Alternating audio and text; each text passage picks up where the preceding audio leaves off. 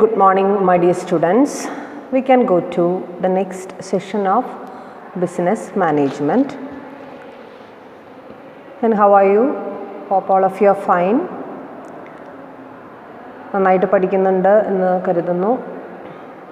നമുക്ക് അടുത്ത ക്ലാസ്സിലേക്ക് പോകാം.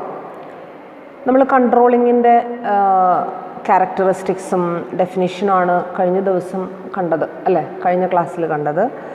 എന്താണ് കൺട്രോളിങ്, അത് എന്തിനു വേണ്ടിയിട്ടാണ് കൺട്രോൾ ചെയ്യുന്നത്, എന്തുകൊണ്ടാണ് controlling is N inevitable function of manager എന്ന് പറയുന്നത്, ഈ വക കാര്യങ്ങളാണ് കഴിഞ്ഞ ക്ലാസ്സിൽ നമ്മൾ കണ്ടത്. ഇന്ന് നമുക്കതിൻ്റെ ബാക്കി ഭാഗങ്ങളിലേക്ക് പോകാം. കൺട്രോളിങ്ങിൽ അടുത്തതായിട്ട് നമ്മൾ പഠിക്കുന്നത് essentials of a good control സിസ്റ്റമാണ് അല്ലേ. Essentials of a good control system, ഒരു നല്ലൊരു കൺട്രോൾ സിസ്റ്റത്തിന് വേണ്ട ഫീച്ചേഴ്സ് എന്തൊക്കെയാണ് അതിൻ്റെ റിക്വയർമെൻറ്റ്സ്, ഇതാണ് നമ്മൾ ഈ ക്ലാസ്സിൽ എന്ത് ചെയ്യാൻ പോകുന്നത്, ചർച്ച ചെയ്യാൻ പോകുന്നത്. നമ്മൾ ഡെഫിനിഷൻ നിങ്ങൾ പഠിച്ചിട്ടുണ്ടാവുമെന്ന് വിചാരിക്കുന്നു. കൺട്രോളിംഗ് എന്ന് പറഞ്ഞു കഴിഞ്ഞാൽ after defining the objectives of the concern we are preparing the employees for acquiring those objectives, and if we are finding any defaults in attaining those objectives, certainly we will control the employees, and their mistakes and their faults will be pointed out, and they will be given the necessary guidelines for actively working for the attainment of those objectives. And that the process of regulating the employees is known as controlling. And now we can see the essential elements of a good control system. നല്ലൊരു control സിസ്റ്റത്തിന് വേണ്ട elements എന്തൊക്കെയാണ് നല്ലൊരു control സിസ്റ്റത്തിന് വേണ്ട elements? A good control system should be suitable for the organization, and it should be suitable for the management, should be suitable for the employees. At the same time, it should be capable of measuring the efficiency and measuring the performance of employees in the organization, certainly. Unless it cannot be called as a control system. And we are using so many techniques and so many tools for controlling. For example, you may have studied that for controlling the cost of a concern, we are applying the tool of standard costing. Standard costing is there. And what is standard costing? Cost control ചെയ്യാൻ വേണ്ടിയിട്ട് അല്ലേ. Especially there are various types of cost like labor cost ഉണ്ട്, material cost ഉണ്ട്, overhead cost ഉണ്ട്, various types of cost ഉണ്ട്. And cost control ചെയ്യുക എന്നുള്ള ഉദ്ദേശത്തോടു കൂടി സ്റ്റാൻഡേർഡ് കോസ്റ്റിംഗ് എന്ന് പറയുന്നൊരു മെത്തേഡ് നമ്മൾ ഇംപ്ലിമെൻറ്റ് ചെയ്തിട്ടുണ്ട്. സാധാരണ ഓർഗനൈസേഷനിൽ യൂസ് ചെയ്യുന്നൊരു മെത്തേഡാണ് standard costing. And through standard costing we will prescribe what is the standard cost for various areas and for various functions and elements inside the organization. And the actual cost will be measured, and this actual cost will be compared with the standard cost, and if we are finding out any major deviations, these deviations will be corrected, and it will be maintained to the optimum level. Minimum or optimum level like adine maintain cheyyunnu. ആ ഒരു പ്രോസസ്സിന് വിളിക്കുന്ന പേരാണെന്ത്, ഒരു it's A method and it's A process. നമ്മൾ സാധാരണ ഒരു separate ബ്രാഞ്ചായിട്ട് പഠിക്കുന്ന ഒരു subject തന്നെയാണ് സ്റ്റാൻഡേർഡ് കോസ്റ്റിംഗ് എന്ന് പറയുന്നത്. സോ അപ്പോൾ അങ്ങനെ ഒരുപാട് ടൂൾസ്, സ്റ്റാൻഡേർഡ് കോസ്റ്റ് എന്ന് വെച്ചാൽ ഒരു ടൂള് മാത്രമാണ്. അപ്പോൾ അതുപോലെ സ്റ്റാൻഡേർഡ് കോസ്റ്റ് നമ്മൾ പഠിക്കുന്നുണ്ട്, ഇതിൻ്റെ പിന്നാലെ നമ്മൾ പഠിക്കുന്നുണ്ട് ഏതൊക്കെ ടൂൾസ് ആൻഡ് ടെക്നിക്സ് ആണ് നമ്മുടെ കൺട്രോളിങ്ങിന് വേണ്ടിയിട്ട് നമ്മൾ യൂസ് ചെയ്യുന്നതെന്ന് പഠിക്കുന്നുണ്ട്. അപ്പോൾ അങ്ങനെ വരുമ്പോൾ ഈ ടൂൾസും ടെക്നിക്സൊക്കെ നമ്മൾ യൂസ് ചെയ്യുന്നത് it should B apt tool and apt technique, and that system itself, the controlling system itself should be capable of analyzing the efficiency of laborers as well as the materials as well as the finished products as well as our distribution system, and each and every system should be controlled in an efficient way. And അതിന് പറ്റിയ ടൂൾസും techniques ആയിരിക്കണം നമ്മൾ എന്ത് ചെയ്യേണ്ടത്, utilise ചെയ്യേണ്ടത്. At the same time, our controlling system should be affordable, it should be economical. അല്ല, economical ഒരു 10 എംപ്ലോയീസേ ഉള്ളൂ, അവർക്ക് വേണ്ടിയിട്ട് അവരെ കൺട്രോൾ ചെയ്യാൻ വേണ്ടിയിട്ട് വലിയൊരു സിസ്റ്റം, എന്താ പറയുക, കുറേ പൈസ ചിലവാക്കി ഭയങ്കരമായിട്ടുള്ളൊരു സിസ്റ്റം നമ്മൾ എന്ത് ചെയ്യേണ്ട കാര്യമില്ല, ഇൻട്രൊഡ്യൂസ് ചെയ്യേണ്ട കാര്യമില്ല. അതേസമയം വലിയ ഓർഗനൈസേഷൻസ് ആണെങ്കിൽ തീർച്ചയായിട്ടും നമ്മൾ അത് എന്ത് ചെയ്യേണ്ടി വരും, ചെയ്യേണ്ടതായിട്ട് വരും. സോ അത് എക്കണോമിക്കലാണോ, വയബിളാണോ, ഫീസിബിളാണോ എന്ന് നോക്കേണ്ടത്, പ്രാക്ടിക്കലാണോ എന്ന് നോക്കേണ്ടത് വെരി ഇമ്പോർട്ടൻ്റ് ആണ്. നമുക്ക് സ്യൂട്ടബിളായിട്ടുള്ള നമ്മുടെ ഓർഗനൈസേഷനോട് ചേർന്ന് പോകുന്ന അതായിരിക്കണം നമ്മൾ എന്ത് ചെയ്യേണ്ടത്, ചെയ്യേണ്ടത്. And the controlling system should be capable of measuring, മെഷർമെൻറ്റിന് സാധ്യതയുള്ള അല്ലെങ്കിൽ മെഷർമെൻറ്റിന് പറ്റുന്ന കൺട്രോളിംഗ് സിസ്റ്റംസ് ആയിരിക്കണം നമ്മൾ എന്ത് ചെയ്യേണ്ടത്, യൂട്ടിലൈസ് ചെയ്യേണ്ടത്. ആക്ച്വൽ പെർഫോമൻസ് എത്രയാണ്, എങ്ങനെയാണ് എന്ന് നമുക്ക് എന്ത് ചെയ്ത് നോക്കാൻ സാധിച്ചിരിക്കണം, മെഷർ ചെയ്ത് നോക്കാൻ സാധിച്ചിരിക്കണം. And at the same time, if there is a control system in our organization, it should be taken or it should be capable to take the corrective measures. Corrective നമുക്കറിയാം ഇന്നതാണ് ഡീവിയേഷൻസ് എന്ന് നമുക്ക് മനസ്സിലായി, ഇന്ന സ്ഥലത്താണ് നമുക്ക് ഫോൾട്ട് പറ്റിയതെന്ന് നമുക്ക് മനസ്സിലായി. But at the same time we are not in a position to implement any corrective measures, then there is no need for that controlling system in our organization. അപ്പോൾ തീർച്ചയായിട്ടും അങ്ങനെയുള്ള ചില പെക്യൂലിയാരിറ്റീസ്, ചില ക്വാളിറ്റീസ് എന്തിന് അത്യാവശ്യമാണ്, കൺട്രോളിംഗ് സിസ്റ്റത്തിന്. ആ qualities ആണ് ഇവിടെ essentials of a good control system എന്ന് പറഞ്ഞ് ഇവിടെ എഴുതിയിട്ടുള്ളത്. And there are 12 points in your text book.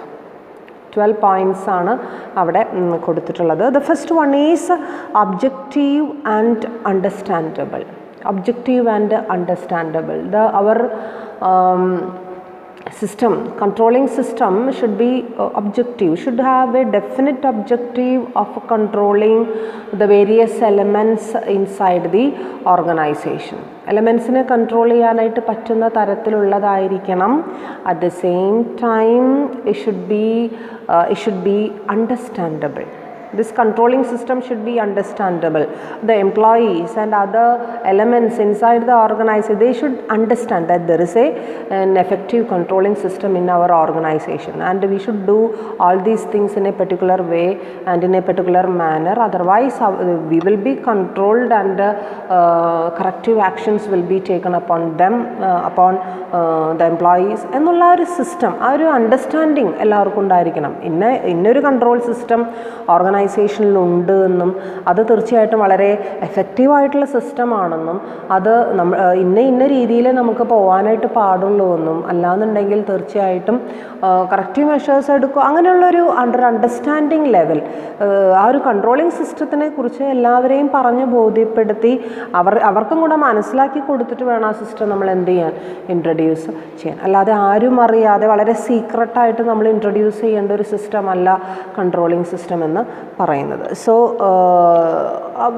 മാത്രമല്ല എംപ്ലോയീസിൻ്റെ ഭാഗത്തുനിന്ന് ചിലപ്പോൾ അപ്രൈസലൊക്കെ കഴിഞ്ഞതിന് ശേഷമായിരിക്കും എംപ്ലോയീസിൻ്റെ ഭാഗത്തുനിന്ന് ഡൗട്ട്സൊക്കെ വരാനായിട്ടുള്ള സാധ്യതയുള്ളത്. എന്തുകൊണ്ടാണ് അങ്ങനെ ചെയ്തത്, എന്തുകൊണ്ടാണ് ഇങ്ങനെ കൺട്രോൾ ചെയ്തത്, എന്തുകൊണ്ടാണ് ആ ഒരു മെഷർ എടുത്തത്, ഈ ഒരു ടെക്നിക്ക് എന്താ യൂസ് ചെയ്തത്, അങ്ങനെയുള്ള ആംബിഗ്യൂറ്റീസ്, ഇങ്ങനെയുള്ള കൺഫ്യൂഷൻസ് ഒന്നും ആരുടെ ഭാഗത്തൊന്നും ഉണ്ടാവാൻ പാടില്ല. ഉണ്ടെങ്കിൽ തന്നെ അത് ആ കൺട്രോൾ സിസ്റ്റത്തിൻ്റെ ഇൻട്രൊഡക്ഷന് മുന്നോടിയായിട്ട് തന്നെ എന്ത് ചെയ്യേണ്ടതാണ്, തീർക്കേണ്ടതാണ്. And next one is it should be suitable. It should be suitable to our organisation. It should be suitable to the size, to the character, to the strength of employees in our organization. Okay, ആ ഒരു നമ്മുടെ ഇതിനോട് യോജിച്ചു പോകുന്നതായിരിക്കണം എന്തെന്ന് പറയുന്നത് control system എന്ന് പറയുന്നത്. And next one is effective reporting is N essential part of controlling. Effective reporting. And what do you mean by reporting? Reporting means frequent informations are given from various departments to the top management so that the top management can understand whether all things are going well inside the organization. So that's the purpose of reporting.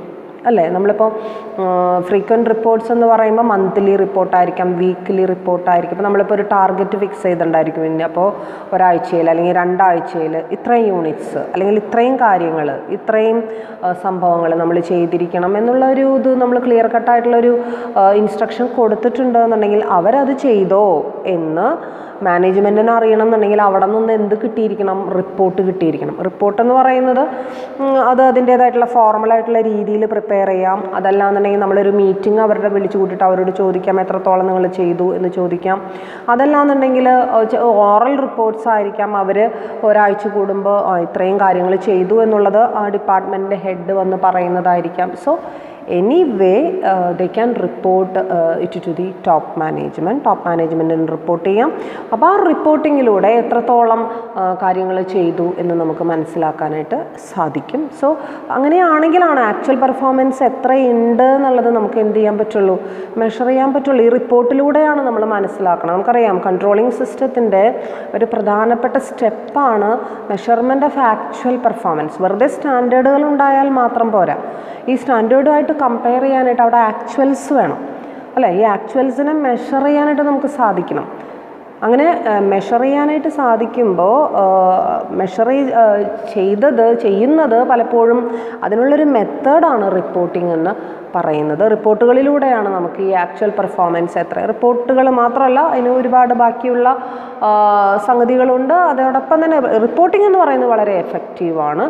Report ഉണ്ടെങ്കിലേ കാര്യങ്ങൾ നമുക്ക് മനസ്സിലാക്കാൻ സാധിക്കുള്ളൂ. So this is an important element of a control system. And next important element is adequacy. And what do you mean by adequacy? Adequacy means there should be enough controlling system inside the organization. പേരിന് മാത്രം ഒരു controlling system അതുകൊണ്ട് കാര്യമില്ല. Controlling system എന്ന് പറയുന്നുണ്ടെങ്കിൽ അത് എല്ലായിടത്തും അതൊരു പെർവേസീവായിട്ടുള്ള രീതിയിൽ നമുക്ക് അപ്ലൈ ചെയ്യാൻ പറ്റുന്നൊരു ടെക്നിക്കായിരിക്കണം കൺട്രോളിംഗ് എന്ന് പറയുന്നത്.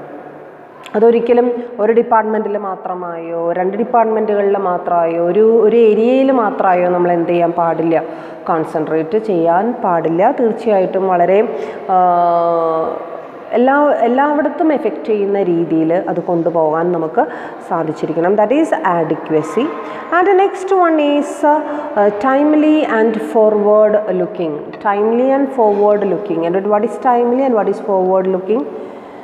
Here all these controlling we are doing only for a core object, that is attainment of objectives.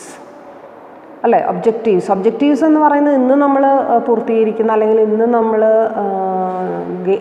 Gain ചെയ്യുന്നതല്ല. അതേസമയം ഒബ്ജക്റ്റീവ്സ് എല്ലാം ഫ്യൂച്ചറിലേക്കുള്ളതാണ്, അല്ലേ? വരുന്ന ഒരു 25 കൊല്ലത്തിന് ശേഷം 30 കൊല്ലത്തിന് ശേഷം നമ്മൾ എന്തായി തീരണം, നമ്മുടെ ഓർഗനൈസേഷൻ എന്തായിട്ട് വരണം എന്നുള്ളത് ആ ഒരു ഫോർവേഡ് ലുക്കിങ്ങോട് കൂടിയിട്ടായിരിക്കണം നമ്മളെപ്പോഴും കൺട്രോളിങ് നടത്തേണ്ടത്.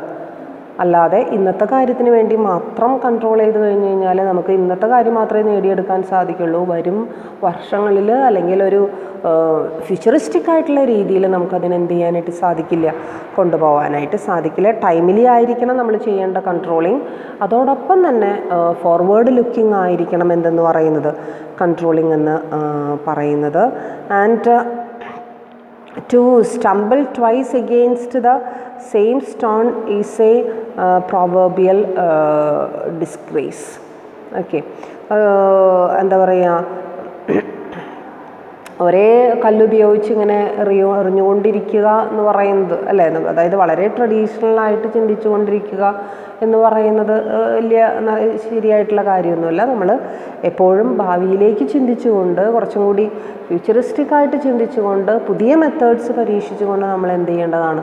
കാര്യങ്ങൾ ചെയ്യേണ്ടതാണ്. Next one, it should be flexible. The controlling system should be flexible ആക്കാനായിട്ട് നമുക്ക് സാധിക്കണം, അല്ലേ? നമുക്കറിയാം ഏത് സിസ്റ്റം ആണെങ്കിലും, ഇപ്പോൾ പ്ലാനിങ് ആണെങ്കിലും മോട്ടിവേഷൻ ആണെങ്കിലും ലീഡർഷിപ്പ് ആണെങ്കിലും, for every function of manager this characteristic is very essential. That is flexibility, അല്ലേ? ഫ്ലെക്സിബിലിറ്റി ഉണ്ടായിരിക്കണം എവിടെ? കൺട്രോളിംഗ് സിസ്റ്റത്തിന്. നമുക്കത് ഇടയ്ക്കിടയ്ക്ക് മാറ്റാനായിട്ട് സാധിക്കണം. ഒരു മെത്തേഡ് നമ്മൾ പരീക്ഷിച്ചു, ഒബ്സർവേഷൻ എന്ന് പറയുന്ന ടൂൾ നമ്മൾ യൂസ് ചെയ്തു, പക്ഷെ അതുകൊണ്ട് കാര്യമില്ല എന്ന് മനസ്സിലാക്കുമ്പോൾ നമ്മൾ വേറൊരു ടെക്നിക്ക് പരീക്ഷിക്കാൻ നമ്മൾ തയ്യാറാവണം. അല്ലാതെ ആ ട്രഡീഷണൽ ആയിട്ടുള്ള ആ മെത്തേഡ് തന്നെ എപ്പോഴും കാലാകാലത്തേക്ക് അതന്നെ മുന്നോട്ട് കൊണ്ടുപോകണം എന്നുള്ളത് ഒരു നിബന്ധനയൊന്നുമല്ല. നമ്മൾ നമ്മുടേതായിട്ടുള്ള രീതിയിൽ, കൃത്യമായിട്ടുള്ള രീതിയിൽ എന്ത് കൊണ്ടുപോകാനായിട്ട് ശ്രദ്ധിക്കണം, കൺട്രോളിങ് ടെക്നിക്ക് കൊണ്ടുപോകാനായിട്ട് ശ്രദ്ധിക്കണം.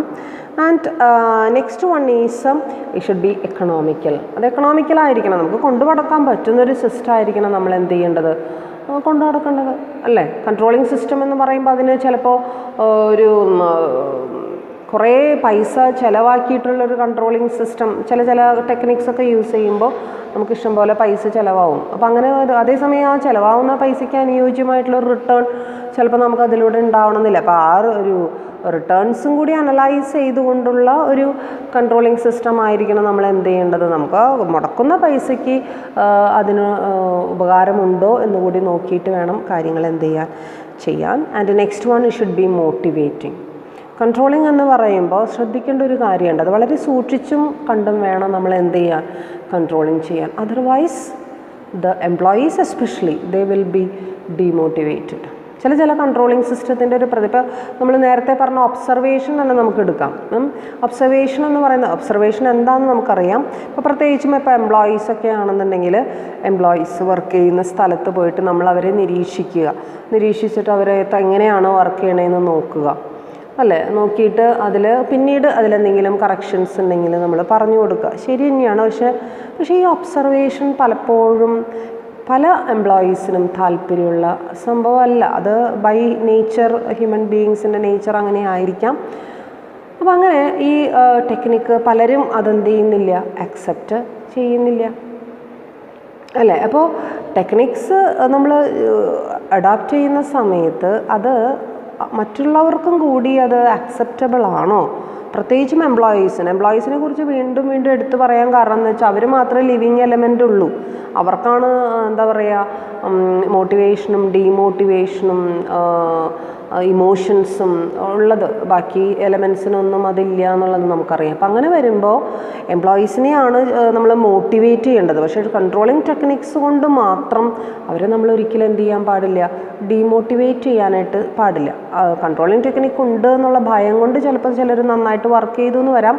അതേസമയം 1 കൊല്ലോ 2 കൊല്ലോ വർക്ക് ചെയ്തിട്ട് അവർ പതുക്കെ ആ ഓർഗനൈസേഷനിൽ നിന്ന് പോയി എന്നും വരാം. അപ്പോൾ അങ്ങനെയുള്ള സിസ്റ്റങ്ങളാവുന്നതും ഒഴിവാക്കുന്നതായിരിക്കും നല്ലത് എന്നുള്ളതാണ്. അപ്പോൾ മോട്ടിവേറ്റിംഗ് ആയിട്ടുള്ള കൺട്രോളിങ് സിസ്റ്റംസ് നമുക്ക് എന്ത് ചെയ്യാവുന്നതാണ്, സ്വീകരിക്കാവുന്നതാണ്. ഇപ്പോൾ നല്ല എഫിഷ്യൻ്റായിട്ട് വർക്ക് ചെയ്യുന്ന ആൾക്കാർക്ക് നല്ല റിവാർഡുകളും നല്ല കാര്യങ്ങളൊക്കെ കൊടുക്കുക. അതേസമയം മോശമായിട്ട് വർക്ക് ചെയ്യുന്നവരെ പണിഷ് ചെയ്യുക അങ്ങനെയല്ല ഉദ്ദേശിക്കുന്നത്.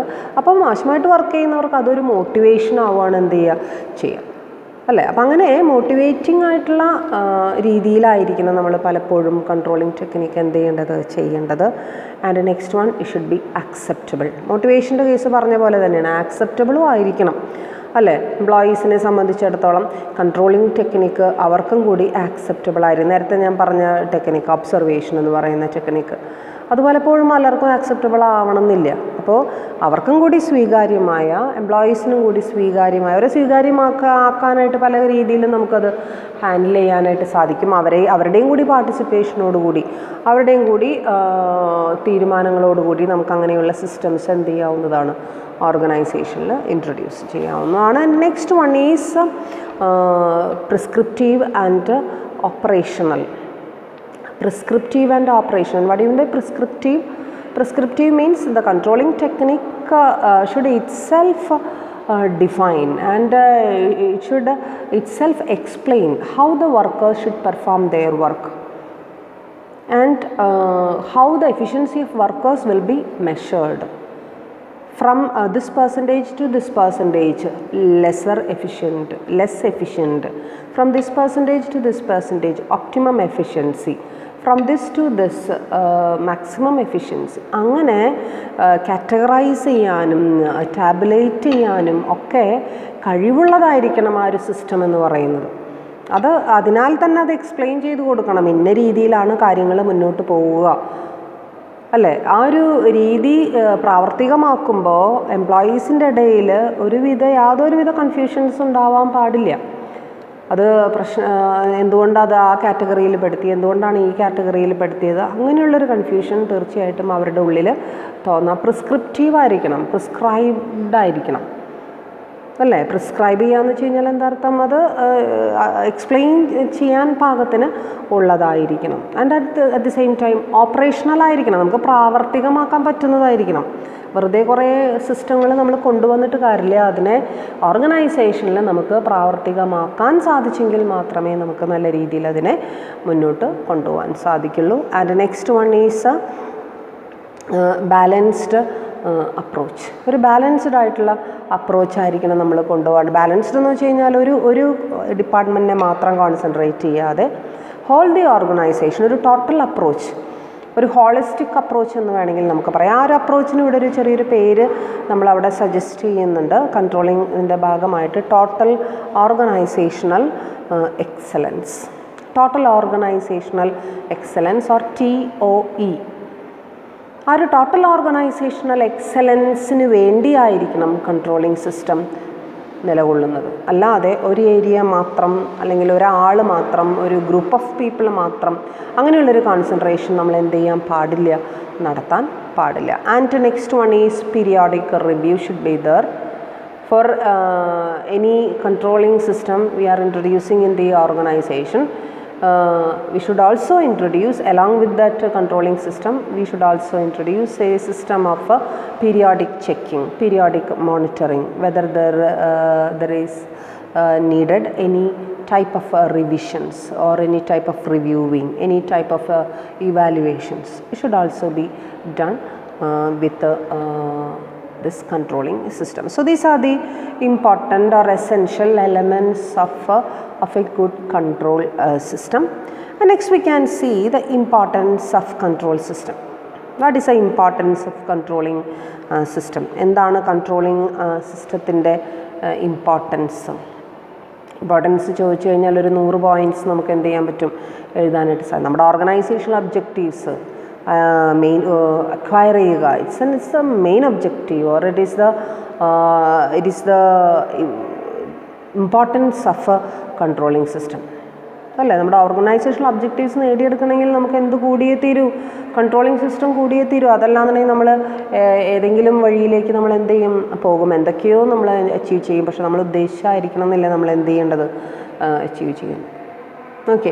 മാത്രമല്ല നമ്മുടെ എംപ്ലോയീസിനെ ആ ഒരു മാക്സിമം കേപ്പബിലിറ്റി, മാക്സിമം അവരുടെ എഫിഷ്യൻസി നമുക്ക് പുറത്തേക്ക് എടുക്കണം എന്നുണ്ടെങ്കിൽ നല്ലൊരു കൺട്രോളിങ് സിസ്റ്റം അവിടെ കൂടിയേ മതി.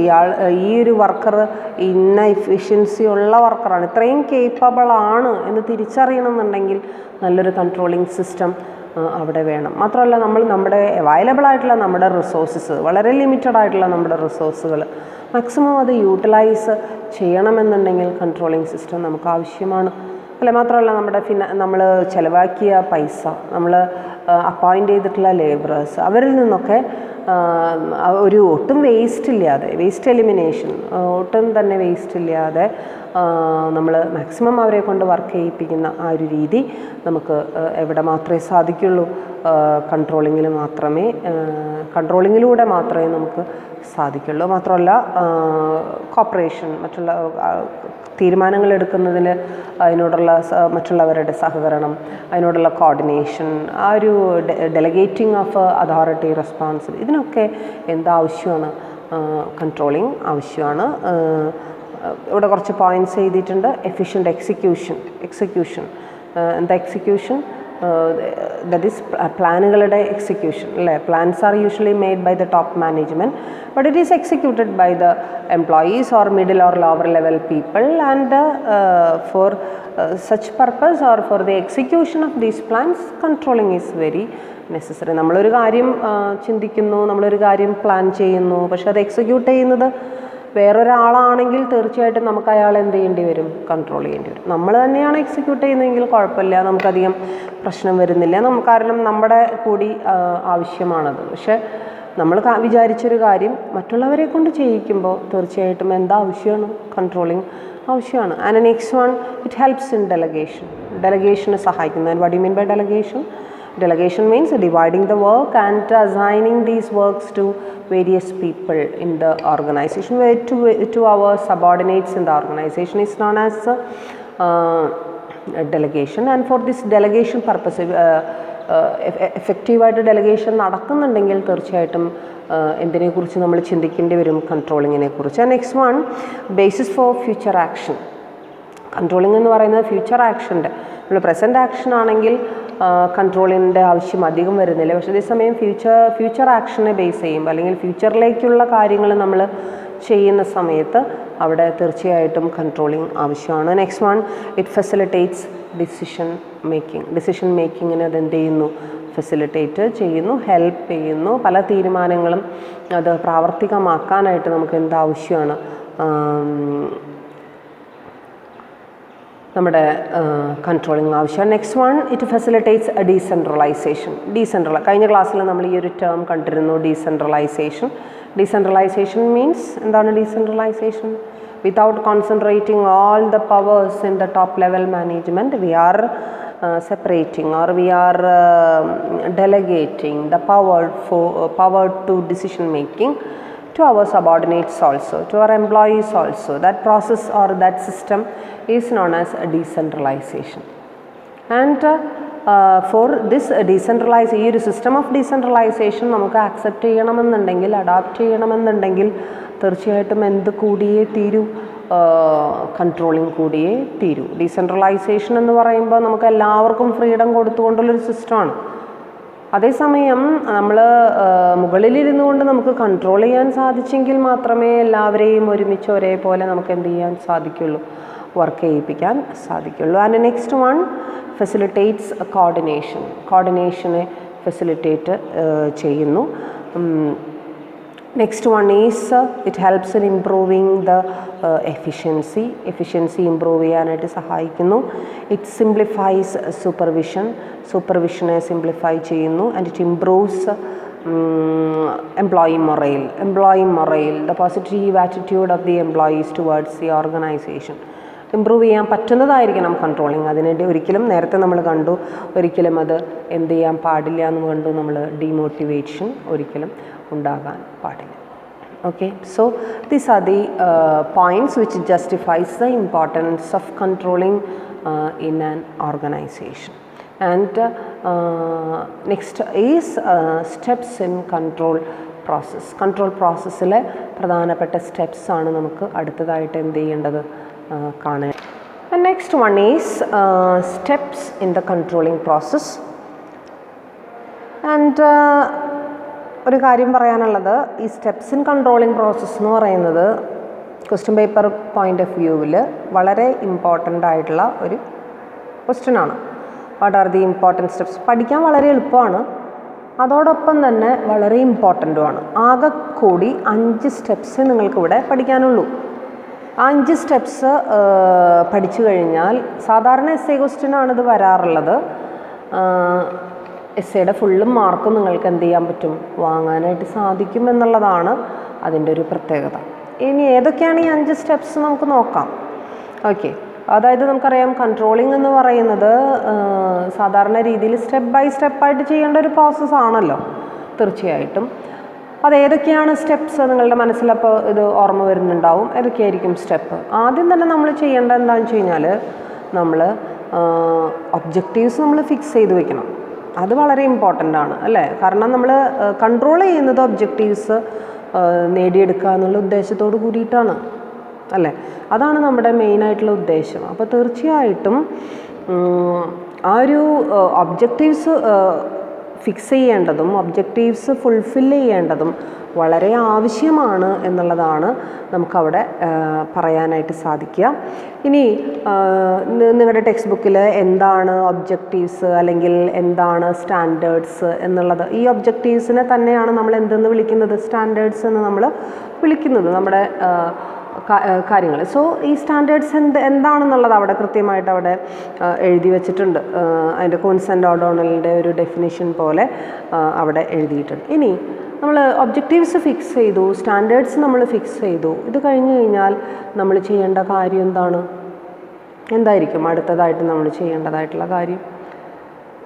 നെക്സ്റ്റ് വൺ ഈസ് നമ്മുടെ ആക്ച്വൽ പെർഫോമൻസ് എന്താണെന്നുള്ളത് നമ്മൾ മെഷർ ചെയ്യണം അല്ലേ. നേരത്തെ നമ്മൾ പറഞ്ഞു വെറുതെ സ്റ്റാൻഡേർഡ്സ് മാത്രം ഉണ്ടായാൽ പോരാ, അല്ലെങ്കിൽ ഒബ്ജക്റ്റീവ്സ് മാത്രം നമുക്കുണ്ടായാൽ പോരാ, നമ്മൾ ആക്ച്വലി എന്താണ് ചെയ്തത് എന്നുള്ളത് നമുക്ക് എന്ത് ചെയ്യാൻ പറ്റണം, മെഷർ ചെയ്യാനായിട്ട് സാധിക്കണം. അതാണ് രണ്ടാമത്തെ സ്റ്റെപ്പ്. അപ്പോൾ പിന്നെ മൂന്നാമത്തെ സ്റ്റെപ്പ് എന്തായിരിക്കും? സ്റ്റാൻഡേർഡും മനസ്സിലായി, നമ്മുടെ ആക്ച്വൽസും മനസ്സിലായി. അപ്പോൾ മൂന്നാമത്തെ സ്റ്റെപ്പ് എന്തായിരിക്കും? ഇത് രണ്ടും കൂടി കമ്പയർ ചെയ്യണം. കമ്പാരിസൺ ഈസ് വെരി ഇമ്പോർട്ടൻറ്റ് അല്ലേ. Comparing the actual performance with the standard performance, with the standards or with the objectives. It's very very important. Then അത് കഴിഞ്ഞ് കഴിഞ്ഞാൽ നെക്സ്റ്റ് വൺ എന്ന് പറയുന്നത് it is identifying the causes for deviation ആണ്. ഇത് compare ചെയ്യുമ്പോഴായിരിക്കും നമുക്ക് മനസ്സിലാവുക there are some deviation, അവിടെ എന്തൊക്കെയോ ഡീവിയേഷൻസ് ഉണ്ടായിട്ടുണ്ട് എന്നുള്ളത് നമുക്ക് എന്ത് ചെയ്യുന്നത് മനസ്സിലാവുന്നത്. സോ തീർച്ചയായിട്ടും ആ ഡീവിയേഷൻസ് എന്തൊക്കെയാണോന്നും എന്തുകൊണ്ടാണ് ആ ഡീവിയേഷൻസ് ഉണ്ടായതെന്നും മനസ്സിലാക്കുന്നത് വളരെ ഇമ്പോർട്ടൻ്റ് ആണ്. ആൻഡ് നെക്സ്റ്റ് വൺ എന്ന് പറയുന്നത്, ലാസ്റ്റ് സ്റ്റെപ്പ് എന്ന് പറയുന്നത് corrective actions. These are the 5 important steps in controlling process. നമുക്കതൊന്നുകൂടി വിശദമായിട്ട് ചെറുതായിട്ട് ഞാൻ ആ സ്റ്റെപ്സ് പറഞ്ഞുള്ളൂ. അതിൽ ഒന്നുകൂടെ വിശദമായിട്ട് നമുക്ക് നോക്കാം ഏതൊക്കെയാണ് ആ സ്റ്റെപ്സ് എന്ന്. ഫസ്റ്റ് വൺ നമ്മൾ പറഞ്ഞു, that is establishment of standards. Establishment of standards. And I have told you that in your textbook there is a simple definition for standard given by Coons and O'Donnell. And according to Coons and O'Donnell, standards are established criteria against which actual result can be measured. That's the definition given by Coons and O'Donnell for standards. Standards are established criteria for or against which actual result can be measured. Actual result measure ചെയ്യാൻ സാധിക്കുന്ന അല്ലെങ്കിൽ compare ചെയ്യാനായിട്ട് സാധിക്കുന്ന ആ ഒരു criteria എന്ന് വെച്ചാൽ നമുക്കറിയാം മാനദണ്ഡങ്ങൾ, ബേസിസുകൾ, ഇതിനെയൊക്കെ വിളിക്കുന്ന പേരാണ് സ്റ്റാൻഡേർഡ്സ്. നമുക്ക് ഏറ്റവും അച്ചീവ് ചെയ്യാനായിട്ട് സാധിക്കുന്ന സ്റ്റാൻഡേർഡ്സ് ആയിരിക്കണം നമ്മൾ എന്ത് ചെയ്യേണ്ടത്, ഫിക്സ് ചെയ്യണം, നമ്മുടെ കേപ്പബിലിറ്റിക്ക് അനുസരിച്ചിട്ടുള്ളത്. അല്ലാതെ നമ്മളൊരിക്കലും ഒരു സൂപ്പർ ഹൈ ആയിട്ടുള്ളൊരു ടാർഗറ്റ് അല്ലെങ്കിൽ ഒബ്ജക്റ്റീവ് അല്ലെങ്കിൽ സ്റ്റാൻഡേർഡ് നമ്മൾ എന്ത് ചെയ്യാൻ പാടില്ല, ഫിക്സ് ചെയ്യാൻ പാടില്ല. നമുക്ക് പറ്റാവുന്നത്, നമുക്ക് മാക്സിമം എത്തിച്ചേരാവുന്ന ആ ഒരു ഹൈക്കായിരിക്കണം നമ്മൾ എന്ത് ചെയ്യേണ്ടത്, നമ്മുടെ ഒബ്ജക്റ്റീവായിട്ട് എന്ത് ചെയ്യേണ്ടത്, ഫിക്സ് ചെയ്യേണ്ടത്. ഫിക്സ് ചെയ്യുമ്പോൾ തന്നെ സ്റ്റാൻഡേർഡ്സ് ഫിക്സ് ചെയ്യുമ്പോൾ തന്നെ നമുക്കറിയാം നമ്മുടെ ഓർഗനൈസേഷനിൽ പല എലമെൻസുകളുണ്ട് അല്ലേ. ആ എലമെൻസിന് ഡിഫറെൻ്റ് ആയിട്ടുള്ള സ്റ്റാൻഡേർഡ്സ് ആയിരിക്കണം നമുക്ക് ഫിക്സ് ചെയ്യേണ്ടത്. നമുക്കറിയാം, എങ്കിലും അവിടെ പറയുന്നുള്ളൂ. അതായത് standards prescribing employees working in accounts department അല്ലേ, standards employees working in protection department അല്ലേ, standards for employees working in marketing department. അപ്പോൾ ഡിഫറെൻ്റ് ആയിട്ടുള്ള എംപ്ലോയീസിന് തന്നെ ഡിഫറെൻ്റ് ടാർഗറ്റ്സ് നമ്മൾ എന്ത് ചെയ്യേണ്ടി വരും, ഫിക്സ് ചെയ്യേണ്ടി വരും. അതോടൊപ്പം തന്നെ മെഷീനറിയുടെ ടാർഗറ്റ്സ് നമ്മൾ സെപ്പറേറ്റ് ആയിട്ട് ഫിക്സ് ചെയ്യേണ്ടി വരും. ഗുഡ്സിൻ്റെ മാർക്കറ്റ് ചെയ്യുന്ന എഫിഷ്യൻസി, ഇതൊക്കെ നമ്മൾ ഡിഫറെൻ്റ് ആയിട്ട് നമ്മൾ ടാർഗറ്റ്സ് എന്ത് ചെയ്യേണ്ടി വരും, ഫിക്സ് ചെയ്യേണ്ടി വരും. ഇവിടെ there may be different standards, example physical standards and monetary standards. These are called tangible standards also അല്ലേ. Physical standards, monetary standards. Physical standards എന്ന് പറയുമ്പോൾ number of units, man hours കേട്ടിട്ടുണ്ടായിരിക്കും നിങ്ങൾ. എത്ര units in the month of January 10,000 units എന്ന് പറയുന്നത് ഒരു physical unit ആണ്. It can be expressed and can be measured അല്ലേ. അപ്പോൾ അങ്ങനെ ഫിസിക്കൽ യൂണിറ്റ് ആയിട്ട്, അതുപോലെ മാൻ അവേഴ്സ് എന്ന് വെച്ച് കഴിഞ്ഞാൽ ഒരു എംപ്ലോയി, ഒരു ലേബറർ ഒരു മണിക്കൂർ വർക്ക് ചെയ്യുമ്പോൾ കിട്ടുന്ന അല്ലെങ്കിൽ ഇത്ര യൂണിറ്റ് ഉണ്ടാക്കാനായിട്ട് എടുക്കുന്ന സമയം, അതാണ് മാൻ അവേഴ്സ് നമ്മൾ ഇൻഡിക്കേറ്റ് ചെയ്യുന്നത്. അപ്പോൾ ഇതൊക്കെ ഫിസിക്കൽ സ്റ്റാൻഡേർഡുകളാണ്. അതുപോലെ തന്നെ മോണിറ്ററി സ്റ്റാൻഡേർഡ്സ് ഉണ്ട്.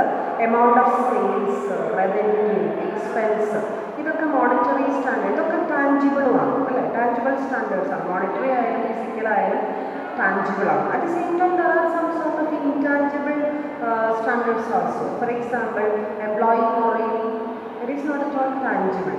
ആണല്ലോ. ഇപ്പോൾ എംപ്ലോയി മൊറൈൽ, അതുപോലെ തന്നെ customers reaction, all these are intangible and but it may have to be fixed. നമ്മൾ എന്ത് ചെയ്യേണ്ടി വരും? അത് ഫിക്സ് ചെയ്യേണ്ടി വരും. അത് ഇൻടാഞ്ചിബിൾ ആണെങ്കിൽ കൂടി നമ്മൾ എന്ത് ചെയ്യണം? സ്റ്റാൻഡേർഡ്സ് നമ്മൾ ഫിക്സ് ചെയ്യേണ്ടി വരും. And you should fix the standards for separately for individuals, machinery, raw materials and different departments, etc.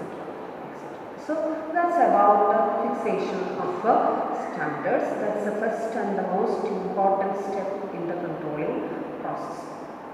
ഏറ്റവും പ്രധാനപ്പെട്ട സ്റ്റെപ്പാണ്. വിതൗട്ട് സ്റ്റാൻഡേർഡ് നമുക്ക് വേറെ ഒന്നും ചെയ്യാൻ പറ്റില്ല. സെക്കൻഡ് സ്റ്റെപ്പും തേർഡ് സ്റ്റെപ്പും ഒന്നും നമുക്ക് ചെയ്യാനായിട്ട് സാധിക്കില്ല. Next one is measurement of performance. Performance measurement, എങ്ങനെയാണ് നമ്മൾ പെർഫോമൻസിനെ മെഷർ ചെയ്യുന്നത്? And you know there are various types of measurement. The most important types of measurement are quantitative type measurement and qualitative measurement. Quantitative ഉണ്ട്, at the same time qualitative measurementകളും ഉണ്ട്. There is numerical terms, നമ്മൾ നേരത്തെ പറഞ്ഞു, physical units, physical standards നമുക്ക് fix ചെയ്യാം, monetary standards നമുക്ക് fix ചെയ്യാം എന്നൊക്കെ നമ്മൾ പറഞ്ഞു. അങ്ങനെ മോണിറ്ററി സ്റ്റാൻഡേർഡ്സും ഫിസിക്കൽ സ്റ്റാൻഡേർഡ്സും ഒക്കെ ഫിക്സ് ചെയ്ത്, അതായത് ടാഞ്ചിബിൾ ആയിട്ടുള്ള ഫിക്സ് ചെയ്തിട്ടുള്ള സ്റ്റാൻഡേർഡുകൾക്കൊക്കെ നമുക്ക് എങ്ങനെയുള്ള മെഷർമെൻറ്റുകൾ നടത്താം?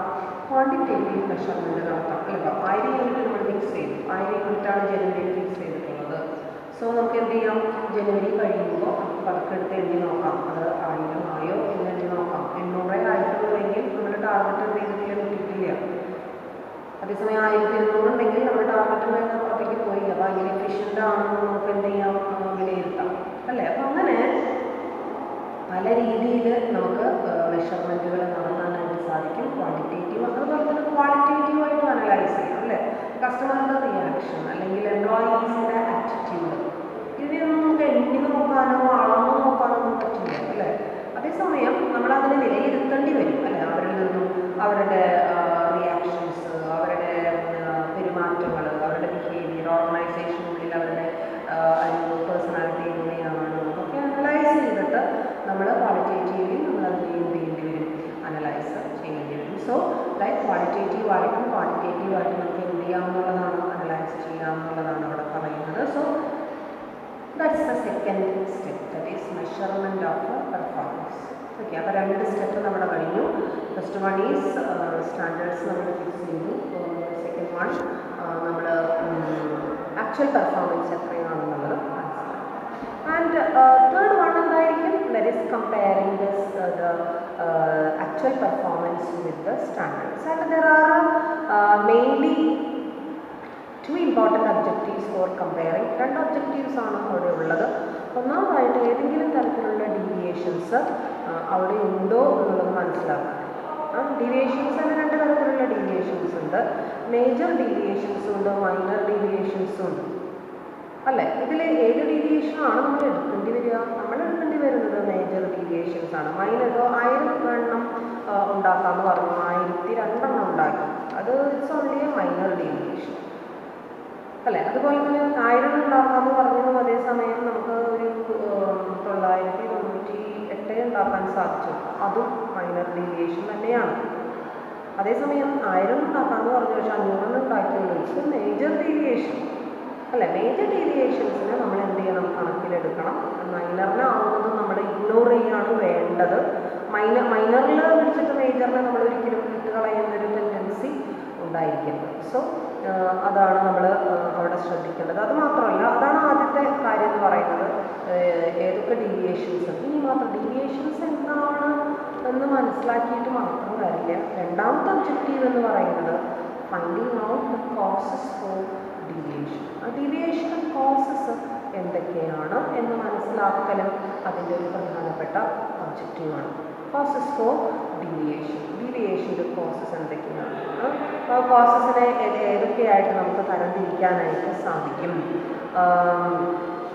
പ്രത്യേകിച്ചും കോസസ് എന്ന് പറയുമ്പോൾ നമ്മൾ ക്വാണ്ടിറ്റേറ്റീവ് മെഷർമെൻറ്റുകളാണെങ്കിൽ അല്ലെങ്കിൽ ക്വാണ്ടിറ്റേറ്റീവായിട്ട് ഫിക്സ് ചെയ്തിട്ടുള്ള സ്റ്റാൻഡേർഡുകളൊക്കെ ആണെങ്കിൽ കോസസ് ഐഡൻറ്റിഫൈ ചെയ്യാനായിട്ട് എളുപ്പമാണ്.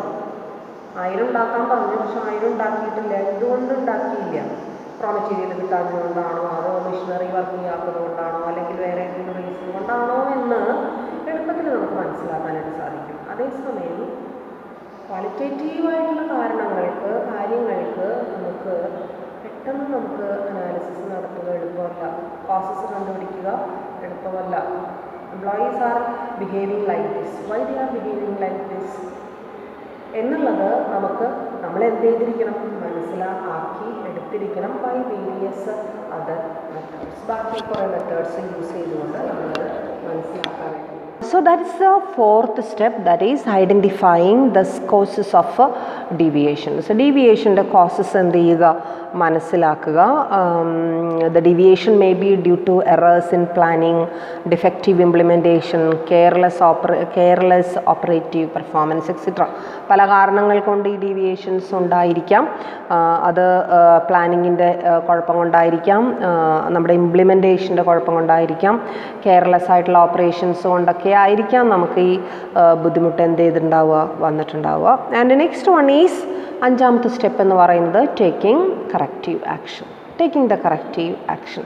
എന്താണോ നമ്മൾ ആക്ഷൻ എടുക്കേണ്ടത്, and we have identified the causes for deviation, then we should take the necessary steps to correct those deviation.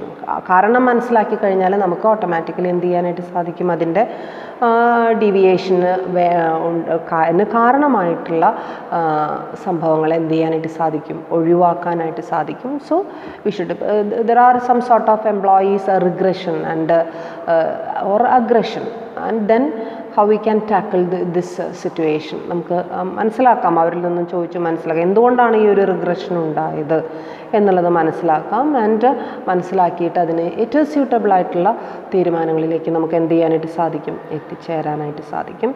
So that's the final step. So these are the 5 important steps. First one, establishment of standard. Second one is measurement of actual performance. Third one is comparing the standards with the actual performance. Fourth one is identifying the causes for deviations, and the last one is taking the corrective actions. So these are the important steps. Okay. അപ്പോൾ ഇന്നത്തെ ക്ലാസ്സിൽ നമ്മൾ പഠിച്ചത് എന്തൊക്കെയായിരുന്നു, essentials of a good control system. നല്ലൊരു controlling സിസ്റ്റത്തിൻ്റെ essentials എന്തൊക്കെയാണെന്ന് നമ്മൾ കണ്ടു. അതോടൊപ്പം തന്നെ അതിൻ്റെ ഇമ്പോർട്ടൻസ് നമ്മൾ കണ്ടു.